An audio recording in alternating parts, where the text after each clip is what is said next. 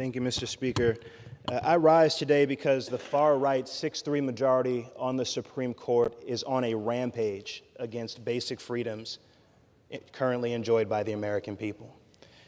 In his concurring opinion in Dobbs, Justice Clarence Thomas gave us a heads up that the court is next coming for the ability of same-sex couples to get married. I am one of only 9 openly gay members of this body. For me, this is personal. I still remember where I was on June 24th, 2011, the day the New York State Legislature passed marriage equality.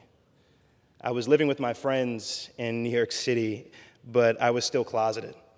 And I was so afraid still that someone might find out the truth about my being gay. So instead, I closed the door to my room and cried tears of joy by my lonesome. Finally, my home state of New York had recognized me as a full human being, affirmed all of those scary yet beautiful feelings that I had bottled up inside for decades, wondering, hoping one day that the world would change. 4 years later, the Supreme Court's decision in Obergefell sent this same message to millions of LGBTQ+ Americans. I remember being struck then by the words of Justice Kennedy, who authored the opinion. Quote, "It would misunderstand these men and women to say they disrespect the idea of marriage. Their plea is that they do respect it so deeply that they seek to find its fulfillment for themselves. Their hope is not to be condemned to live in loneliness, excluded from one of civilization's oldest institutions. They ask only for equal dignity in the eyes of the law."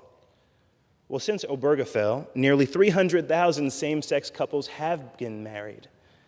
Imagine telling the next generation of Americans, my generation, that we no longer have the right to marry who we love. Congress can't allow that to happen. I'm proud to introduce, along with my colleagues, including Representative Nadler, the Respect for Marriage Act, which would codify the right to marriage equality under federal law, but we have to do more than that.